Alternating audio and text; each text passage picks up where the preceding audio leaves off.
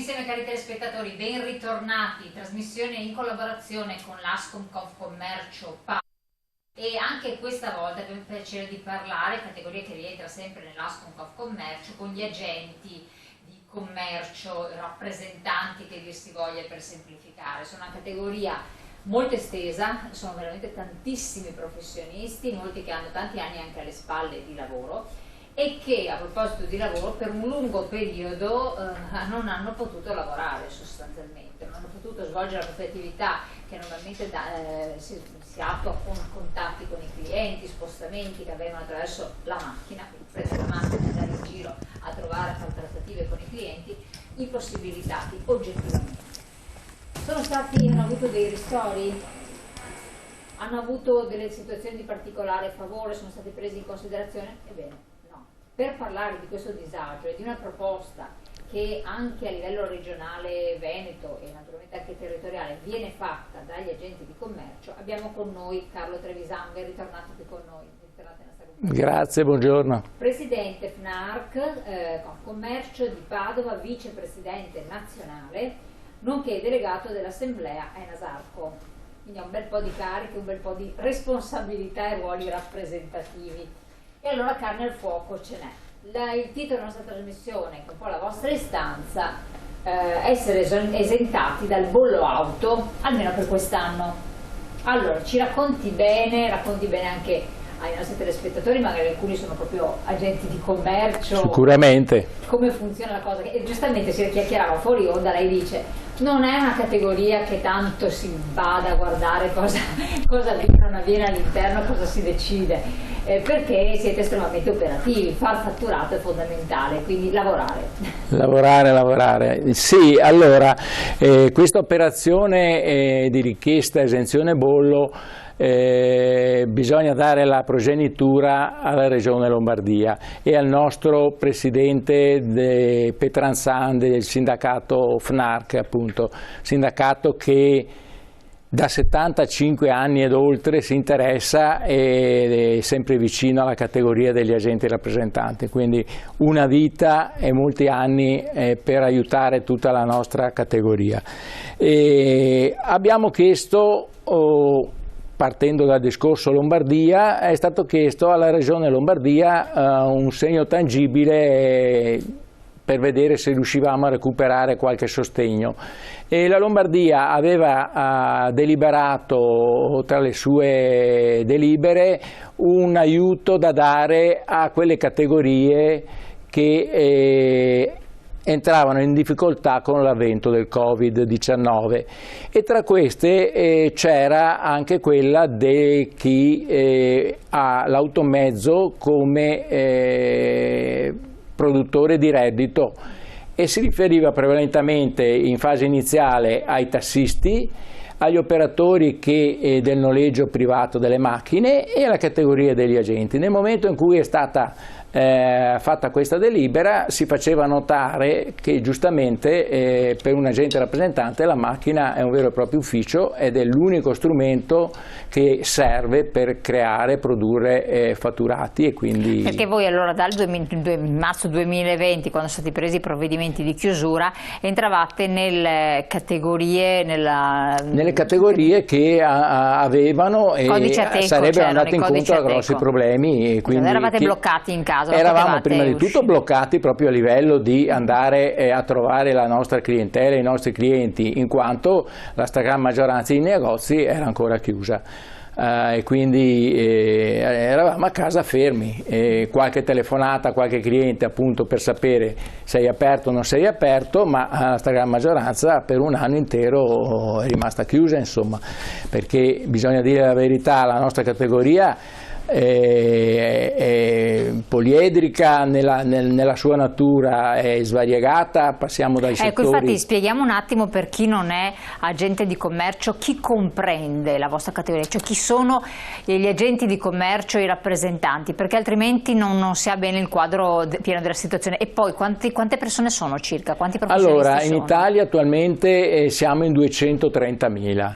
Che sono un bel numero. 100 più, 100 meno. L'unico problema è che eravamo molti di più qualche anno fa e purtroppo dobbiamo constatare che ogni anno che passa perdiamo per strada 4-5 mila, vuoi perché c'è chi va in pensione, vuoi perché qualcuno smette, e vuoi perché non trovano più nella professione dell'agente rappresentante un lavoro interessante, cosa che invece noi riteniamo non sia vero, ed è una categoria, ripeto, molto variegata, perché va da chi si rivolge alla ristorazione, a chi si rivolge ai negozi tradizionali, da chi si rivolge al settore moda, per esempio, dalla vendita della penna alla vendita della bottiglia d'acqua. Quindi però pensiamo c'è tutto il discorso un mondo anche completo delle materie prime, delle aziende, perché sono tutti tantissimi agenti che hanno anche dei ruoli di rappresentanza molto importanti, mettono a contatto i produttori con i distributori col venditore finale, insomma ci sono anche queste figure intermedie che hanno dei mandati di non poco Sicuramente peso. È una categoria lo chiamano il quadro intermedio di servizio che facciamo, e logicamente consideri e dovete considerare tutto quello che c'è a monte di questa filiera, cioè le aziende che producono qualsiasi tipo di prodotto che produce una delle tante aziende. Per esempio, prendiamo per esempio il Veneto, che ne ha a centinaia di piccole aziende che devono poi vendere i prodotti che producono, e quindi vanno in cerca di una forza vendite, di un rappresentante che vada per i negozi a cercare di vendere la produzione, esatto, che viene fatta. Esatto, lei ha detto la forza vendite, esatto. Allora, sostanzialmente gli agenti sono l'anima che consente alle aziende di far fatturato. Di fatturato, consideri... Cioè, come sono il braccino che fa in modo che quello che tu produci in azienda poi venga... Consideri che è stato calcolato che una grossa percentuale del PIL italiano è mosso dalla forza vendite degli agenti rappresentanti. Parlano quasi di un 70% del PIL nazionale viene mosso dalla forza vendite degli agenti rappresentanti. Non trascuriamo poi, non neanche da ultimo, perché ci è arrivata una mail la volta scorsa, di chi lavora e quindi fa attività di agente con l'estero, con trattative molto importanti per materiali che hanno un valore, un peso specifico rilevantissimo, milioni di euro, per cui di multinazionali, di utilities, sono tutte figure di agenti che lavorano con l'estero. Agenti che mettono in contatto l'azienda produttrice con i fornitori del servizio, i fornitori o gli acquirenti dei negozi, insomma. Quindi è una categoria, ripeto, molto variegata, sempre pronta a partire, come ricordo spesso, a partire la mattina, mettersi in macchina e macinare chilometri tutto l'anno alla ricerca di clientela nuova o di gestire la clientela che hanno in mano, e a fare ordini, perché fatto l'ordine viene riconosciuta dalla ditta mandante una provvigione, e quello è il reddito prodotto dall'agente. Sul quale poi si pagano le tasse, si detraggono i costi. Ecco, queste figure non sono dipendenti dell'azienda, come molti no, credono. Sono liberi professionisti, i lavoratori autonomi, fanno parte di quella categoria dei lavoratori autonomi che, tornando al discorso iniziale, purtroppo nel contesto di questo Covid-19 sono stati un po' trascurati, diciamo, dalla parte politica, dal governo, dai sostegni vari che sono stati dati a pioggia su tanti comparti. Quello dei lavoratori autonomi è stato uno dei comparti più penalizzati. Noi in particolare, come agenti rappresentanti, non abbiamo neanche ricevuto le briciole, tanto. Quindi avete dire. ricevuto soltanto i primi 600 euro e basta? Noi abbiamo ricevuto i primi 600 euro del provvedimento che è stato emanato, e che addirittura in fase iniziale non c'era stato riconosciuto. Dopo una grossa insistenza da parte del nostro sindacato si sono resi conto che giustamente era un sostegno da dare anche a noi, e ci hanno emanato quei 600 euro. Finiti quelli, la difficoltà per noi è stata anche legata un po' a come vengono fatturati i nostri incassi e le nostre provvigioni, perché consideri che nel momento in cui noi andiamo a fare un ordine da un cliente, l'ordine viene trasmesso in ditta, la merce viene spedita, le provvigioni nostre vengono accreditate trimestralmente, quindi nel momento in cui noi facciamo un ordine le provvigioni le andiamo a vedere dopo 3-4 mesi, quindi letteralmente la liquidazione provvisionale viene riconosciuta dalla ditta dopo 3-4 mesi. Questo ci ha anche creato dei problemi nel momento in cui dovevamo dimostrare inizialmente nel mese di marzo e aprile, quando è partita questa azione di sostegno con i 600 euro, che noi non potevamo dimostrare immediatamente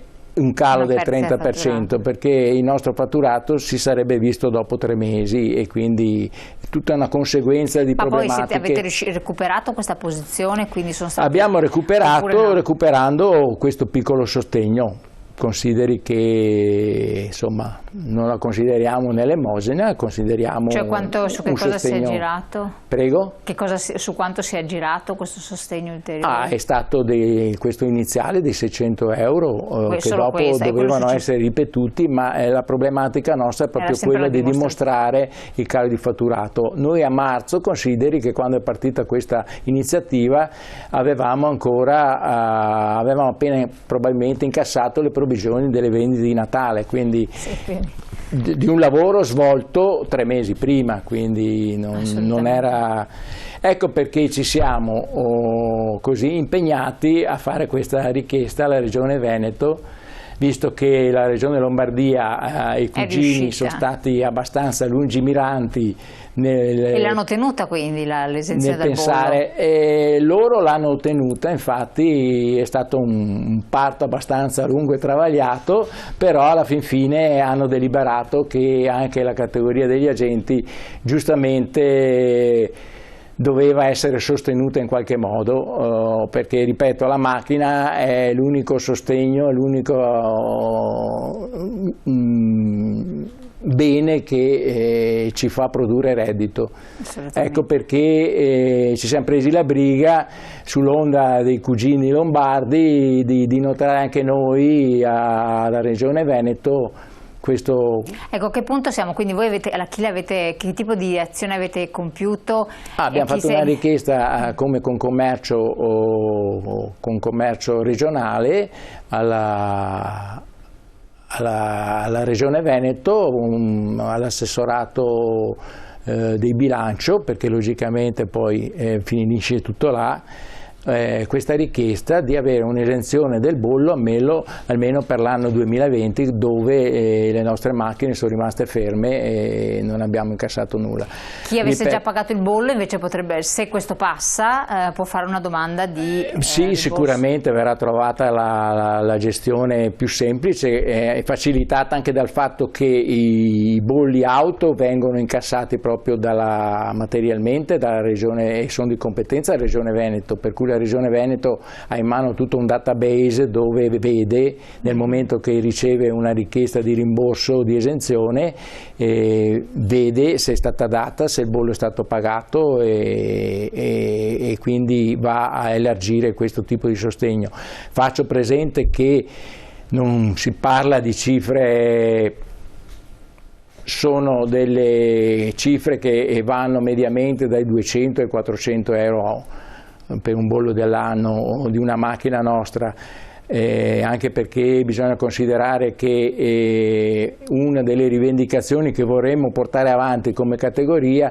è quella di chiedere all'Agenzia delle Entrate un aumento di possibilità di scarico della macchina. Ecco, perché... allora attenzione, chiedere scarichi, anche questo è un argomento importante. La interrompo un secondo, perché abbiamo la pubblicità che incombe, vorrei che lo spiegasse bene, perché anche attualmente, a seguito delle tante modifiche che sono intervenute, che cosa potete scaricare, cosa non potete scaricare, che non è cosa di poco conto. Pubblicità, torniamo insieme tra poco, se avete messaggi potete pure mandarli.